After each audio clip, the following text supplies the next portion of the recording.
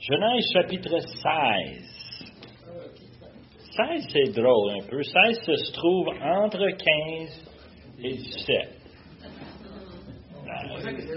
Moi, je ne parle pas des chiffres, je parle en fait contre le sujet. Le sujet s'insère entre deux autres, et puis on en a parlé la semaine passée de l'importance de l'alliance que Dieu a donnée à Abraham. Chapitre 15, on va voir cette alliance qui va se renouveler. Et puis là, on a cette chapitre 16 qui se trouve entre les deux. C'est un chapitre qui est rempli d'émotions. Je ne sais pas si vous avez des émotions. Moi, j'en ai. La majorité du monde que je connais, il y en a. Il y en a qui sont très capables de les cacher. Et félicitations. Mais la réalité, c'est les émotions nous poussent énormément. Beaucoup de choses qu'on fait par rapport à nos émotions. Et chapitre 16, c'est un exemple parfait de cela. Dans chapitre 16, nous parle aussi de péché. Et je faisais le commentaire à Christiane cette semaine. Comment ça se fait qu'à chaque fois qu'on ouvre les Écritures, on est confronté avec le péché? Sans arrêt, peu importe, il y a quelqu'un qui fait quelque chose qu'il ne devrait pas faire. Par rapport à Dieu, par rapport à l'un et l'autre. Et chapitre 16, c'est un chapitre qui est rempli de péchés. Enfin, quand toutes sortes, on va regarder un peu, faire un petit inventaire. Mais tout le monde semble être coupable là-dedans. C'est un chapitre où ce qu'on cherche le coupable, et divine, quoi, il y en a plein. Tout le monde semble porter une responsabilité de quelque façon. Mais le problème de chapitre 16, ça s'explique dans verset 1. Verset 1 nous dit que Sarah, femme d'Abraham, Sarai, femme d'Abraham, ne lui avait point donné d'enfant. C'est ça le problème. Non, il faut qu'on se mette en sandales, en tunique, on se mette dans la pensée de quelqu'un qui habite 2000 ans avant le Seigneur. Et les choses sont un petit peu différentes. On a ici un problème. Sarah a un énorme problème. On dit le stigmate de ne pas avoir des enfants. Elle est dans un temps où on ne peut pas se vanter, on ne peut pas travailler pour accomplir une éducation quelconque. Il n'y a pas d'université, il n'y a pas de spécialisation informatique, santé. Nous, aujourd'hui, les gens sont préoccupés avec leur carrière, n'est-ce pas? Et c'est drôle parce que moi, je travaille dans une compagnie où tout le monde se vante d'être un informaticien, quand en réalité, il connaît très peu dans l'informatique. Mais c'est drôle parce que tout le monde porte un titre. Data scientist, spécialiste en télécommunications. Puis tu regardes un peu, là, puis la réalité, c'est qu'on se vante de se faire une carrière dans un certain domaine. Ça peut être dans le génie, ça peut être dans la cuisine, on peut avoir toutes sortes de spécialités et on peut avoir une carrière. Et Sarah n'a pas cette option-là. Elle n'a pas la possibilité de vivre d'une façon indépendante. Nous, dans notre société, on pousse les tout-petits. Vous êtes capables, vous êtes fantastiques, vous êtes gagnants. Et on pousse les enfants pour devenir quelque chose. Et en réalité, ce qu'on leur pousse, c'est aussi une autonomie.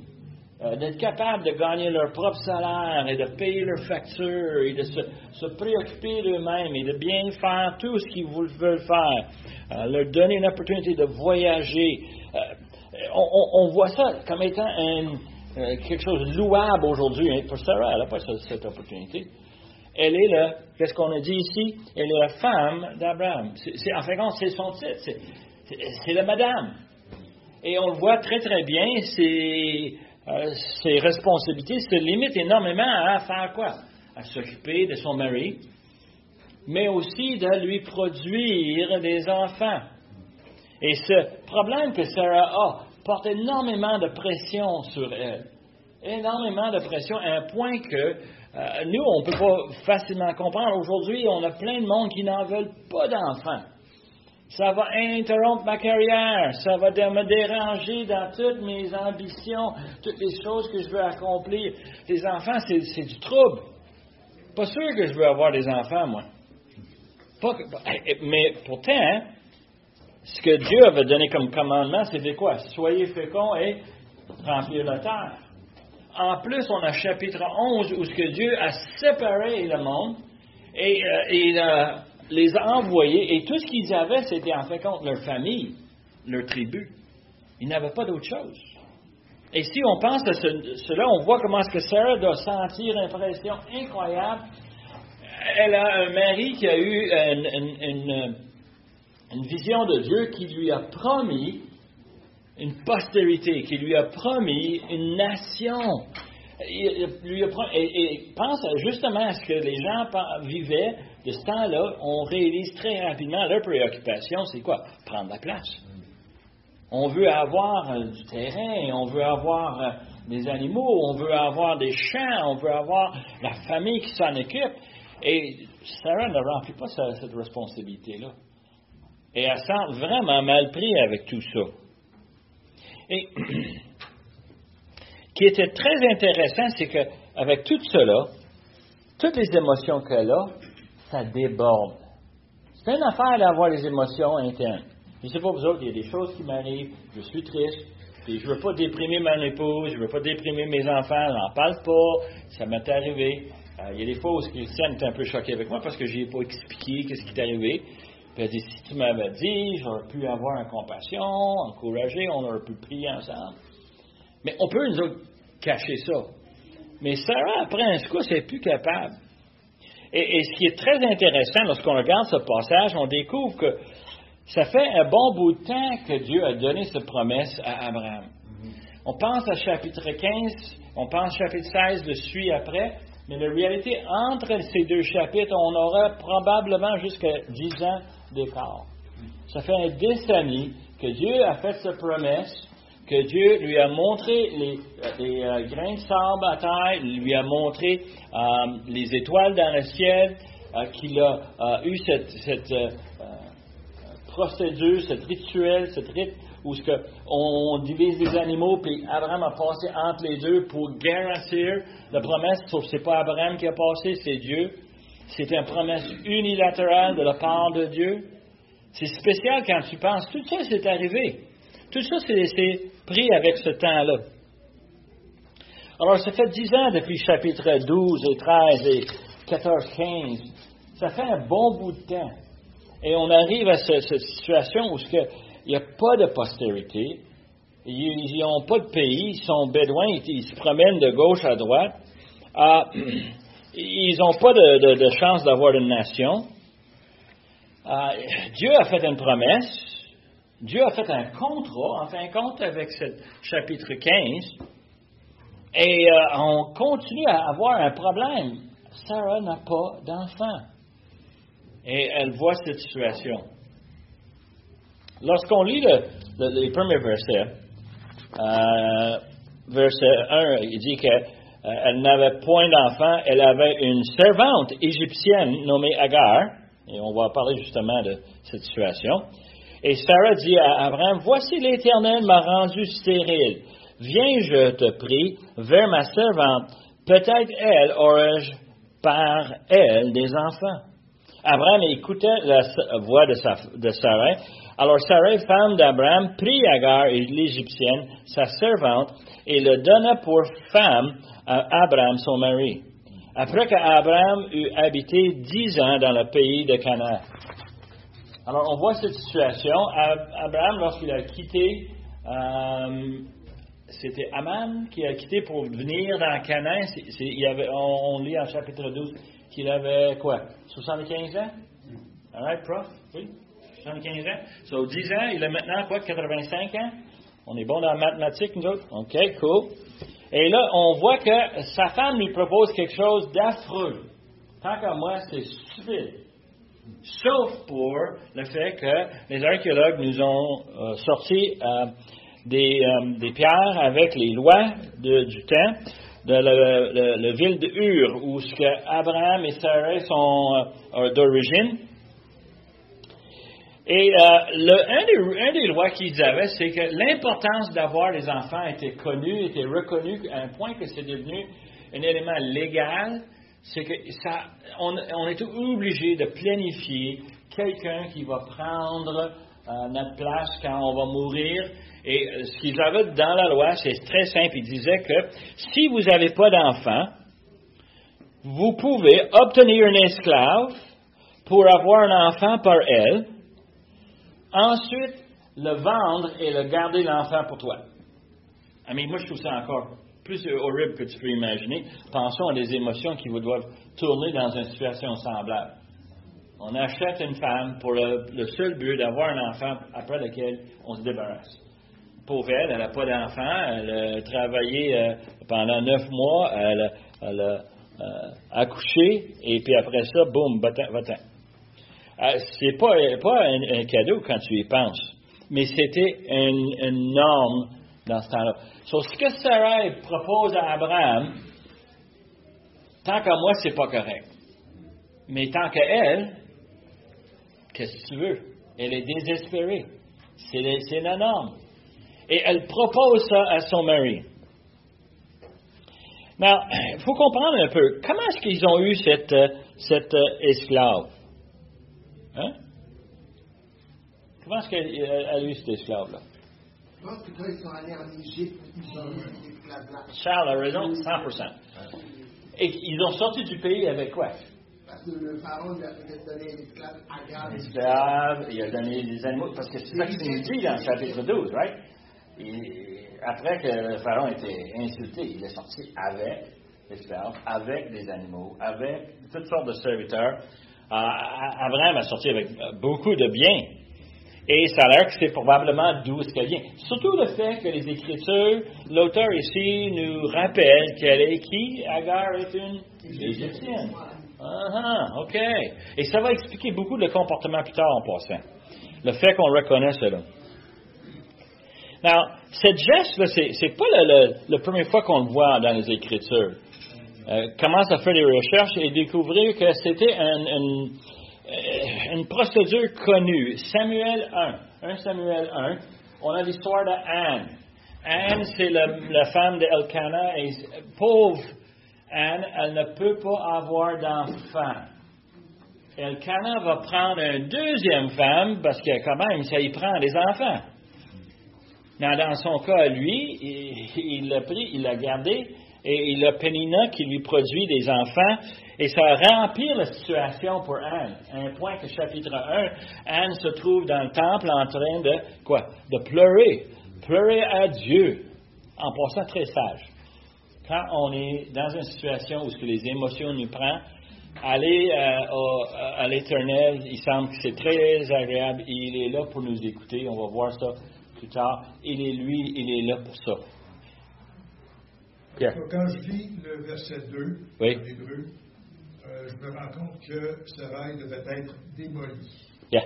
Complètement. Yeah. Parce que ça dit, Sarah dit à Abraham, voici, l'Éternel m'a empêché d'avoir des enfants. Va vers ma servante, et peut-être que je serai construite à partir d'elle. Yeah. Elle va être remontée. Yeah. Et justement, c'est un fait que tout le monde qui étudie ce passage constate qu'elle est dans une situation je dirais, désespérée. À un point que, quand on pense à pauvre Sarah, on pense c'est quasiment normal. Elle voit que l'Éternel lui empêche d'avoir des enfants, puis elle se dit, est-ce que Abraham, est-ce moi? Elle est en train de dire, c'est moi? Et la meilleure façon, c'est de régler le problème, c'est de m'enlever de l'équation. Et les émotions nous poussent souvent à faire des choses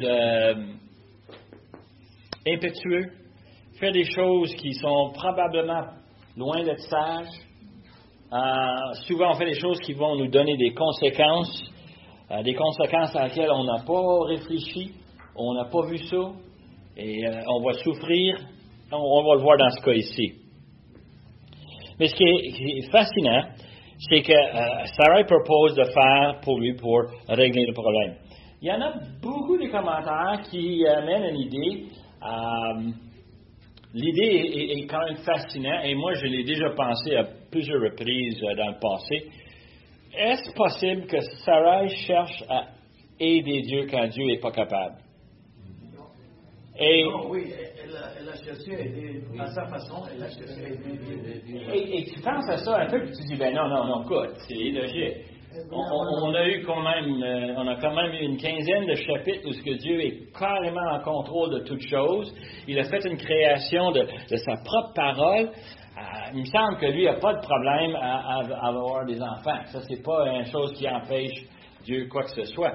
Mais tu peux voir que dans l'émotion, dans la situation, le raisonnement de Sarah est probablement un peu tordu.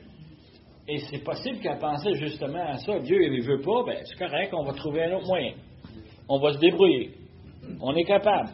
Mais elle a aussi, j'ai été stérile toute ma vie. Pour commencer dans le douane, et deux, je suis vieille. Alors, comment je pourrais mettre un enfant au monde avec l'âge que j'ai? Ah, et on arrive à ça, oui. C'est ridicule. Yeah. Alors, je vais avoir un enfant, mais par Agar, à travers Agar. Finalement, elle a voulu aider Dieu. Plus loin, couple de chapitres plus loin, on va découvrir que Sarah a 10 ans de moins qu'Abraham. So, elle a 75 ans. 75 ans, hein, dans notre monde aujourd'hui, avoir un enfant, c'est pas logique. Ce que je trouve un peu difficile, c'est que si tu regardes les générations précédentes, on a des gens qui ont vécu combien d'années? 200 ans, 300 ans? Et on pense, mais écoute, 75 d'abord, c'est un quart le chemin. C'est pas si pire que ça. Pas si vieille que ça, non? Ouais. Peut-être les gens vivent moins vite que nous. Et il y a d'autres éléments. Moi, j'ai lu ça puis je riais un peu. Il y a beaucoup d'autres personnes qui regardent Sarah et elle dit, ben écoute, le pharaon en Égypte l'a trouvée belle. Assez belle qu'il voulait l'amener comme son épouse. I mean, 75 ans, 60 ans, 65 ans. Yeah, c'est quelque chose quand tu penses un peu. Le pharaon était vieux quand même. Autre temps, autre mœurs. C'est pas tout à fait comme aujourd'hui. Hein? Si on dit que la génération précédente vivait 300 ans, 50 ans à l'époque c'était 150 ans. Ça va, hein? Vous voyez? Alors elle avait 75, elle avait 25 ans. Mettons. Peut-être pas non plus, mais peut-être qu'elle avait peut-être l'air d'une personne de 60 ans. Ou... Non, mais la parole dit qu'elle était vieille. Alors. Ah oui, je comprends. Et elle sentait vieille, OK? Elle était vieille, mais jolie. Je savais que ce matin, c'était pour dégrader ce sujet-là. On va continuer, non? OK. J'ai une question pour toi. Mais quand même intéressant, ces différentes pensées, hein? Et vous pouvez voir le chimie que ça fait dans l'esprit de Sarah et dans l'esprit d'Abraham aussi. Parce qu'elle va proposer ça à Abraham. Et Abraham, qu'est-ce qu'il va dire? Ouais. OK. Ah, mais c'est incroyable comment est-ce qu'il dit ça. Non. Une des choses que moi je ne savais pas, jusqu'à temps qu'on a préparé cette étude-là, puis on arrive, ça a l'air que le langage, si on retourne dans l'hébreu, le langage d'Abraham écoutait la voix de Sarah, c'est le même mot, les mêmes mots que Dieu a dit dans Genèse 3, 17, parce que, puisque tu as écouté la voix de ta femme. Et j'ai essayé ça un couple de fois cette semaine, ça n'a pas marché, là, mais chérie, j'écoute ta voix. Qu'est-ce que tu en penses? Ça va-tu, hein? Il voulait plaire à son épouse, c'est ça que ça voulait dire. Il cherchait à lui rendre heureux. Tu veux que je fasse ça? OK, sure, on va s'essayer. Abraham, il se laisse aller. Et c'est fascinant. Non. Ce qui est intéressant, c'est que verset 3, Sarah va donner l'Égyptienne, sa servante, elle donna pour femme à Abraham, son mari. Et encore le même langage du chapitre 3, verset 6, quand la femme prend le fruit puis elle donne à son mari. Donc, c'est le même langage encore. Elle donna aussi à son mari. Et cette notion ici, les mêmes verbes. Et on se demande si l'auteur était en train de signaler le fait que, tiens, un autre péché. Et c'est quand même une place où ce qu'on peut voir un peu Moïse qui a préparé ça, probablement par l'inspiration de Dieu, il voyait clairement qu'est-ce que c'était. C'était d'aller à l'encontre de la volonté de Dieu. Now, l'obéissance de Dieu, c'était d'attendre. Moi, je suis une personne très mal placée pour vous parler de cela, parce que je suis probablement la personne la plus impatiente dans la salle ici. Moi, j'aime pas ça attendre pour rien. Tu vas chez McDonald's et ici, ils ne me donnent pas le fameux Big Mac en dedans de 30 secondes. Je m'inquiète. C'est quoi le problème, là? Qu'est-ce qui arrive, là? Y a-t-il un besoin à l'intérieur de la cuisine? Y a manque du monde? C'est quoi? Oui. Fast food, c'est supposé être fast. Il faut que ça vienne. Impatient. Moi, je suis impatient de nature. C'est drôle parce que dans toutes les choses que j'ai faites dans ma vie, en général, je les fais très tôt. J'attends pas. Je me suis marié à 20 ans. Okay? Et puis, c'était tard pour moi. Moi, j'étais prêt. C'est dommage que la madame en question a dit, je vais y penser. Hein? Non, elle n'est pas là. Je peux lui dire. Elle pense, elle réfléchit. Moi, non, moi, je saute là-dessus. Let's go. Et moi, quand je vois ça, je dis, c'est difficile, moi, de parler mal de Sarah quand je réalise qu'on est aussi coupable. Dans la vie, on saute sur toutes sortes de choses sans vraiment réfléchir. Dieu veut-tu que je fasse ça ou qu'il ne veut pas? Verset 4. Mais Sarah, elle avait déjà que Dieu l'avait donné, il avait dit, tu vas avoir un enfant. Pourquoi elle n'a pas prié? Seigneur, donne-moi mon enfant. Oui. Mais elle a rentré dans le péché. Et la question qu'on voit, c'est que dans le chapitre... Parce que les promesses de Dieu, il les donne, quand il nous donne une promesse, on l'a. Mais plutôt, il ne faut pas lui en vouloir, parce qu'elle était en âge très avancé. Yeah. Mais Dieu, il nous donne une promesse. La promesse, même si tu es jeune ou vieux, il va te le donner. Mais à ce point-là, Tito, la promesse a été faite à Abraham. Et on va arriver justement à ce que tu dis. C'est elle qui va recevoir la promesse. C'est elle à qui on va le dire, justement dans le prochain chapitre. Parce que elle semble d'être, comment je pourrais dire ça, incapable de voir comment Dieu va le faire à travers elle et son mari. Après toutes ces années-là, elle voit ça comme étant impossible. L'autre chose aussi, et on va le soulever ce point-là un petit peu plus loin, est-ce que c'est un manque de foi de la part d'Abraham et de Sarah d'embarquer dans cette situation-là? Et on va le voir ici dans le prochain verset 4. Abraham va vers Agar et elle devient enceinte. Et quand elle vit enceinte, elle regardait sa maîtresse avec mépris. Et Sarah dit à Abraham, l'outrage qui m'est fait retombe sur toi. J'ai mis ma servante dans son sein dans ton sein, et quand elle a vu qu'elle était enceinte, elle m'a regardé avec mépris. Que l'Éternel soit juge entre moi et toi. Abraham répondit à Sarah, voici ta servante est en ton pouvoir, agis à ton égard, comme tu le trouveras bon. Alors Sarah le maltraita et Agar s'enfuit loin d'elle. Alors dans ce passage, tout de suite, on voit la situation où Sarah elle donne sa servante comme épouse, et puis, bingo, elle est fertile, elle tombe enceinte.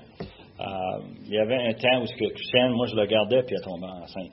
C'est incroyable quand c'est le temps. It goes, tu peux rien faire. Là. Et c'est justement ce qui est arrivé ici. On a cette notion de une femme qui est stérile avec une femme qui est très fertile, et pouf, ils sont en opposition. Et on peut voir des réactions plutôt normales, malgré désagréables, mais de mépriser la maîtresse parce qu'elle n'est pas capable, mais Agar, elle est capable d'avoir des enfants. Et peut-être Agar est plus jeune aussi. Oh oui, je suis convaincu de ça aussi. Oui, plus jeune. Et on voit cette situation que c'est frappant. Mais ce que je trouve un peu difficile à comprendre, et pourtant, ça arrive, verset 5, Sarah tombe sur Abraham. C'est ta faute. Et là, j'essaie de dire, comment c'est sa faute? Je peux voir certaines choses, mais la réalité, c'est que c'est l'idée de Sarah. c'est Sarah qui a fait la demande. Abraham voulait lui faire plaisir. Et pour ça, c'est sa faute? Non. C'est le dilemme du mariage. C'est le dilemme du mariage. Oh! On ne devrait pas se marier si on écoute Roy, hein? Il a raison un peu. C'est tout un problème. On essaie de se plaire l'un l'autre. Et dans ce cas ici, là, mais tu vois comment est-ce que Sarah a encore les émotions. Plutôt d'être frustrée de ne pas avoir un enfant, maintenant elle est frustrée parce que sa servante a un enfant. Moi, je vois un thème ici, c'est qu'il y a de la frustration. Et on voit comment est-ce que la frustration lui pousse à dire des choses qui, tant qu'à moi, sont presque stupides. Et là, elle dit que l'Éternel soit juge entre moi et toi. Ça, en passant, je vous suggère de jamais dire ça. L'Éternel est capable d'être juge et il est juste. Et fais attention, ça peut éclabousser sur toi-même. Hein? Et dans cette situation. Ce ne sont pas les miennes. Hein? Ces pensées ne sont pas les miennes. Exact. Hein, c'est pensé. En plus, au verset 5, c'est un peu comme Sarah disait, tu m'as fait violence. Il y a le mot pour violence là-dedans. Mm-hmm. Et ce que je trouve un peu difficile avec ça, c'est qu'il y a une certaine vérité en ce qu'elle dit.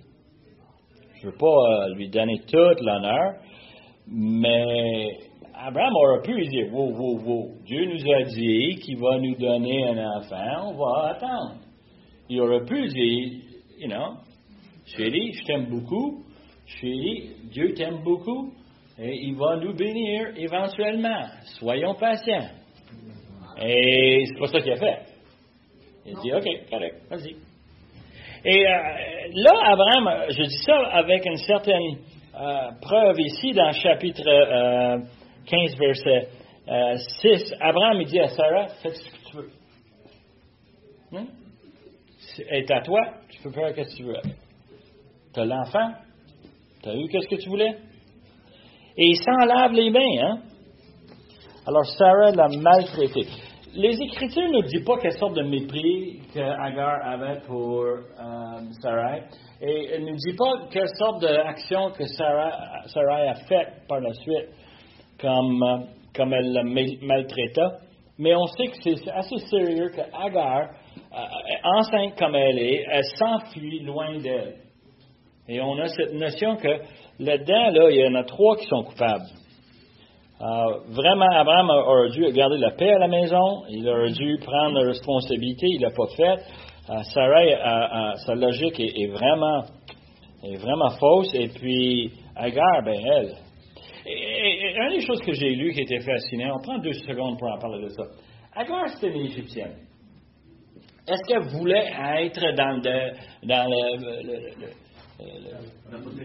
le désert? Non, pas juste ça. Est-ce qu'elle voulait aller au pays de Canaan? Non, c'était pas son choix.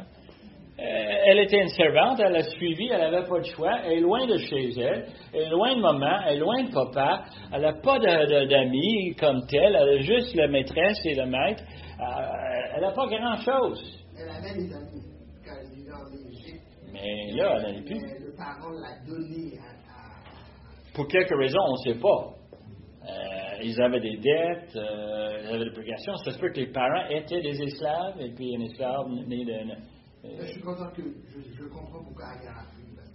Et moi aussi, je peux comprendre comment est-ce qu'elle sent vraiment démunie, et elle n'est pas capable de rien faire. Elle dit, je m'en vais. Elle choque, puis elle s'en va. Et c'est fascinant quand tu y penses un peu, parce que si on quitte où ce que les autres étaient près d'Hébron, et il s'en va, où est-ce que s'en va? Il nous dit en verset 7 que l'ange de l'Éternel le trouvait près d'une source d'eau dans le désert, près de la source qui est sur le chemin de Shur. On n'a aucune idée où est-ce que se trouve Shur. Okay?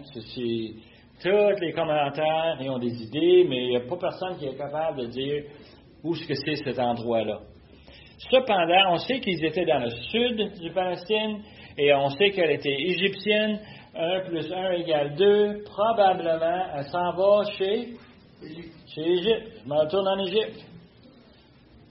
Le problème qu'elle semble avoir, c'est 250 000, à peu près 300, presque 400 km de désert à traverser, enceinte, pas de réserve, Elle est là auprès d'une source d'eau. J'ai l'impression qu'elle est en train de réévaluer c'est quoi mes plans, comment je peux me rendre. Une des choses qu'on néglige un peu, c'est la culture de ce moment-là. Si elle arrive enceinte en Égypte, comment est-ce qu'elle va être traitée? Pas de mari, pas de famille. Vraiment, ses options sont limitées. Et j'imagine qu'elle est prise avec une situation extrêmement difficile et triste. Et là, on a ce problème, toutes sortes de conséquences qui sont tombées sur Sarah, qui sont tombées sur Abraham, mais sont tombées sur Agar aussi. Et on voit que l'ange de l'Éternel se trouve près de sources d'eau. Il l'a trouvé, elle, et en passant, c'est qui l'ange de l'Éternel? Ça, c'est un problème pour beaucoup de monde. Ça peut être Normalement, l'ange, ça peut être l'ange Michel, ça peut être l'ange Gabriel, on ne sait pas. Normalement, justement, on aurait pensé c'est un ange qui vient de Dieu. C'est un ange qui avait normalement un nom, mais ici, il n'y a pas de nom. Et il y a des choses dans le passage où l'ange de l'Éternel va dire des choses qui c'est pas normal pour un ange de le dire. OK? On le lit rapidement, puis ça a du bon sens, mais quand on le regarde en détail, on a un problème. Par exemple, l'ange dit, lui pose une question. La question qu'il pose, c'est une question, d'où viens-tu et où vas-tu? Comme un ange dirait normalement, un être créé par Dieu pose une question en cherchant de l'information. Et Agar répond, mais elle répond rien qu'à moitié, right? Il y a deux questions, là, où tu vas, où tu viens. Elle répond quoi? Je fuis de loin de Sarai. Right. Elle confesse son péché. Elle aurait pu dire n'importe quoi. Je m'en viens de telle place. Mais non, elle dit, je suis en fuite, okay? Je m'évade, celui à qui j'appartiens. Et elle dit tout de suite, comme ça, une confession. Et on n'a pas d'idée où est-ce qu'elle s'en va. Elle ne dit pas qu'elle s'en va en Égypte. Elle ne dit rien. Elle ne répond pas à ces questions-là. Probablement parce qu'elle est en réflexion. Elle n'est pas sûre certain qu'est-ce qu'elle va faire. Elle est vraiment dans une situation pénible. Et l'ange lui donne des instructions et lui aussi il donne une promesse. L'ange lui dit, verset 9, il dit, « Retourne vers ta maîtresse et humilie-toi sous elle. » Je peux te donner une autre traduction? Yeah. Va te faire maltraiter. C'est ce que l'Hébreu dit. Hein? Oui. Yeah. Le verbe se faire maltraiter. Yeah. Va te faire mal. Quand il dit humilie-toi, là, c'est dire que tu vas être obligé d'endurer cette situation. Et c'est important de constater que l'ange lui dit des choses, et si l'ange me dirait ça, je suis dépourvu de ressources, je suis sur un chemin à côté d'une source d'eau, je me rafraîchis, puis quelqu'un me dit, retourne te faire souffrir. Es-tu malade, toi? Va-t'en. Yeah, lâche-moi. Mais l'instruction de l'ange vient aussi avec promesse. Et l'ange de l'Éternel dit « je ». Et aussitôt que je vois le « je », là, je trouve ça difficile de voir ça comme un simple ange, Michael, Gabriel. Pourquoi? Parce que je vais, quoi? Je multiplierai ta postérité. C'est pas les anges qui font ça. C'est Dieu qui fait ça. Et elle sera si nombreuse qu'on pourra la compter. L'ange de l'Éternel lui dit, « Voici, tu es enceinte, tu enfanteras un fils, à qui tu donneras le nom d'Ishmaël, car l'Éternel t'a entendu dans ton affliction. Il sera comme une âne sauvage, sa main sera contre tous, et la main de tous sera contre lui. Et il habitera en face de tous ses frères. Et il appellera Ata el roi. Le nom de l'Éternel lui avait parlé. Car elle dit, ai-je rien vu ici après que tu m'as vu? C'est pourquoi on l'appelle ce puits, le puits de Laché roi. Il est entre Kadès et Barène. On a cette promesse, l'ange de l'Éternel. Moi, je commence à penser que c'est probablement, et il y en a beaucoup qui pensent ça, que quand on voit l'expression l'ange de l'Éternel, c'est probablement la deuxième personne de la Trinité. Et ce qui est... Hein? Jésus n'est pas un ange, n'est pas un archange, Jésus est créateur. Pense, moi et toi, on pense à Jésus comme quoi? Comme un homme parfait, comme Dieu parfait, qui habitait sur la terre pendant 30 ans, qui a donné sa vie sur la croix pour payer mes péchés. C'est ça que je dis. Et exactement, on voit ça. Hein? L'ange, quand on parle d'ange, c'est de rabaisser à un serviteur. Et quand Jésus est le Fils de Dieu. Pas nécessairement? Pas nécessairement. Un ange, c'est un messager. Messager. D'accord? C'est le messager du Dieu unitaire. Mm-hmm. Qui lui-même est deuxième personne de la Trinité. Donc, il n'y a rien de... Il n'y a pas de contradiction. Non, moi, je ne pense pas non plus. Et surtout que j'ai triché, moi. J'ai lu en avance. Puis moi, j'arrive à chapitre 18. Puis l'ange de l'Éternel va apparaître à Abraham. Puis il va parler de quoi? La destruction de Sodome et Gomorrhe. Il va parler encore du fait qu'ils vont avoir un enfant. Moi, j'ai commencé à avoir une tendance à avoir un thème ici. Celui qui parle, c'est pas juste n'importe quel ange, n'importe quel messager. C'est le messager de l'Éternel. Et tant que moi, le meilleur messager de l'Éternel, ma favorite dans toutes les Écritures, se trouve dans Matthieu, Marc, Luc et Jean. Pourquoi? C'est Seigneur lui-même qui parle. Et on voit ça ici. C'est pour ça que j'ai cette tendance-là. Est-ce que c'est sujet à débattre? Oui. C'est pas marqué que c'est Jésus, le Fils de Dieu. Mais moi, je pense que c'est peut-être probablement. C'est peut-être l'ange le plus puissant qui fait le message. D'accord, mais puissant assez pour donner une postérité? Non, c'est Dieu qui donne la postérité. Puis en plus, elle le nomme, tu es le Dieu qui me voit. Yeah. Et en passant, sur ce même sujet, le nom d'Ishmaël, c'est un nom qui veut dire quoi? Dieu m'écoute. Dieu m'écoute. C'est donc un nom merveilleux. Quand je pleure, quand je suis dans la joie, quand je donne la louange, quand je fais une demande, Dieu m'écoute. Wow! Ah, mais ça, c'est un nom fantastique. Agar est là dans le désert et Dieu l'écoute. On parle ici d'une postérité fantastique. On parle de quelque chose d'intéressant. On lui dit qu'il va être un âne sauvage. Pour nous, ça veut dire quoi? Qu'est-ce que ça veut dire un âne sauvage? On pense... Un rebelle. Un âne qui dit, va par là, et lui dit, non, je ne vais pas là. Et la culture du temps nous dit qu'on se trompe. Parce que c'est normal ce qu'on pense. Nous, on voit un âne comme étant, c'est dur, c'est dur. On voit ici une image qui est difficile à voir. Dans le temps, un âne sauvage, c'était un âne sauvage. Il était dans le désert, et c'était très difficile d'attraper. C'était très violent. Si on l'attrapait, bonne chance. Il va tout démolir. Si il met dans une clôture, il va trouver une façon de démolir le clôture. C'était reconnu comme étant une bête indépendante, oui rebelle, une bête qui vivait seule. C'est une bête qui ne se soumettait pas facilement à personne. Et on voit comme étant une bête puissante, violente, et tout à coup, on a une image de quoi? Une image très typique de monde qui vivait dans un environnement difficile, comme le désert.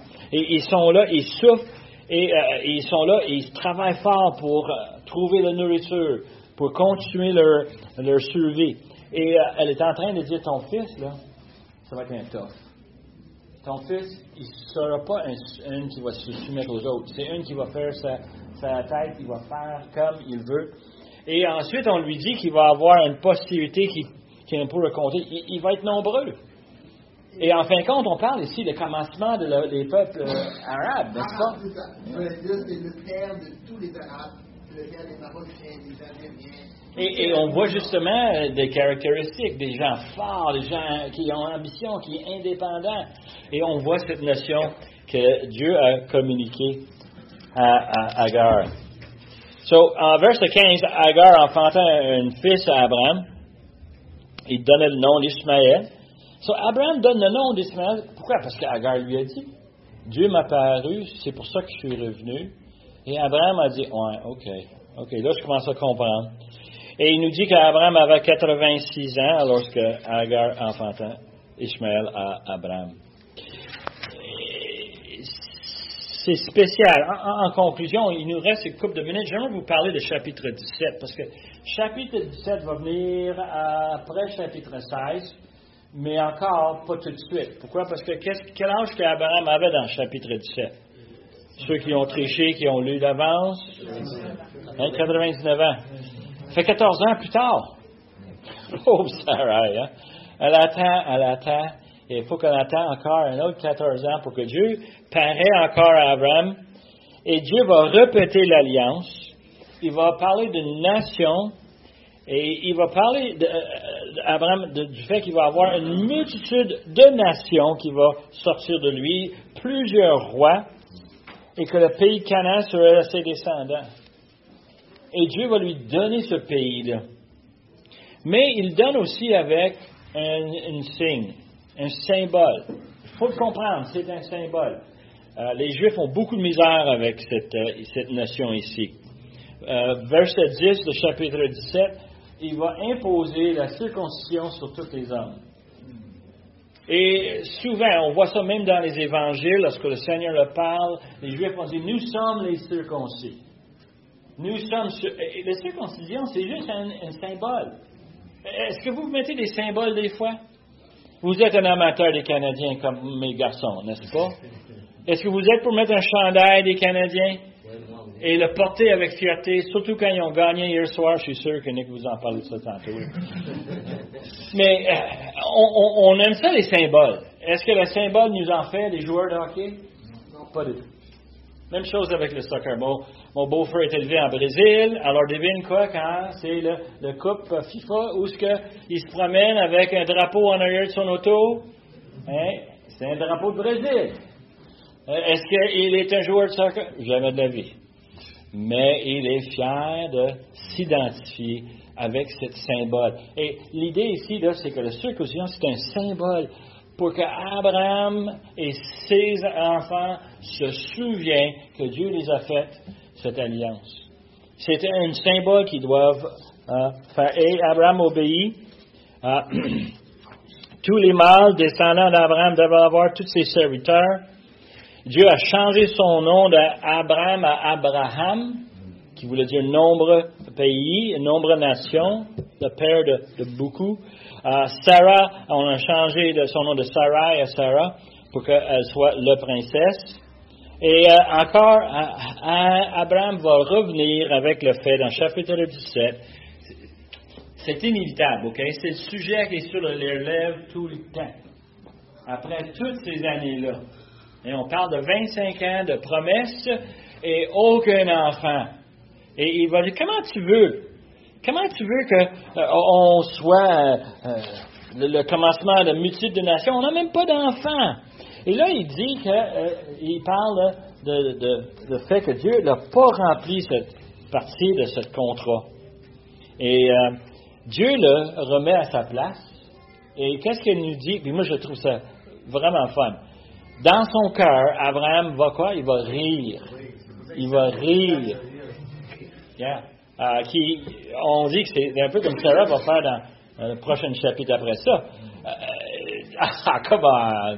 C'est pas possible. On me niaise, là. Hein? Et Dieu lui promet. Et encore, Abraham, en chapitre 17, il va présenter Ismaël comme étant la solution. Tu veux qu'on ait des nations? Vous avez un garçon qui s'appelle Ismaël. C'est lui que tu écoutais. Il va te faire un paquet de nations. Et Dieu lui a dit, oui, il va faire un paquet de nations, mais ce n'est pas la promesse que j'ai faite à toi. C'est la promesse qu'il avait faite à Agar, pas à lui. Alors, c'est très important de voir que Dieu va continuer à tenir la promesse. Alors, ça ne termine pas ici. On a encore d'autres chapitres qui s'en viennent. Mais Dieu fait une promesse de succès pour Ishmaël, mais aussi il fait des promesses à Abraham et à Sarai. On arrive à une situation, tant que moi, qui était un peu spéciale, parce que c'est un peu comme un téléroman. Hein? Est-ce que vous aimez ça, regarder les programmes qui continuent? Hein? À la fin de chaque épisode, Et on voit très bien écrit sur l'écran quoi? À la prochaine. À suivre. Yeah. Et Genèse, c'est un peu comme ça. Genèse, c'est un peu comme un téléroman. Ça commence avec une histoire, avec des caractères. Ça introduit d'autres caractères. Il y a de la drame. Il y a toutes sortes de choses qui arrivent. Et on voit cette situation que malgré le péché d'Abraham, le péché de Sarai, le péché d'Agar, Dieu les a quand même compassion pour eux autres. Avec la repentance, avec l'obéissance, Dieu est là et il recherche une relation avec ces gens-là. On dirait que c'est la même chose pour nous, n'est-ce pas? Dieu recherche une relation pour chacun de nous. Et moi, je suis vraiment encouragé à lire ce chapitre-là, ces deux chapitres-là, et de voir comment est-ce que Dieu traite justement ses enfants. Moi, j'aimerais ça être un enfant d'Abraham, n'est-ce pas? Spirituel. En sachant que Dieu va s'occuper de moi. Voilà. Amen! Peut-être pas la possibilité pour l'histoire, mais spirituel. Amen. Yeah. Les branches qui ont été transplantées dans l'arbre. C'est ça. Incroyable. Courbons-nous. Père éternel, on veut te remercier. On veut te donner gloire parce que tu es un grand Dieu avec des plans merveilleux. Des plans qui nous échappent. On est un peu comme Sarah, comme Abraham, comme Agar. On essaie de régler les choses de notre façon et on sait très bien on se trompe. On doit se confier à toi, on doit t'obéir. Et Seigneur, tu nous donnes l'opportunité de te connaître par les Écritures. Tu nous donnes des expériences de la vie où est-ce qu'on peut s'identifier avec tout ce que tu as placé ici. Seigneur, on aime cette Écritures, ces histoires, parce que ça nous montre qui tu es, comment tu es miséricordieux. Père éternel, on veut te donner la gloire et on veut te donner l'honneur qui est dû. Mais on demande aussi que tu nous prépares nos cœurs pour l'adoration qui vient, que ce soit acceptable à toi. Nous demandons ces choses par le nom de Jésus. Amen.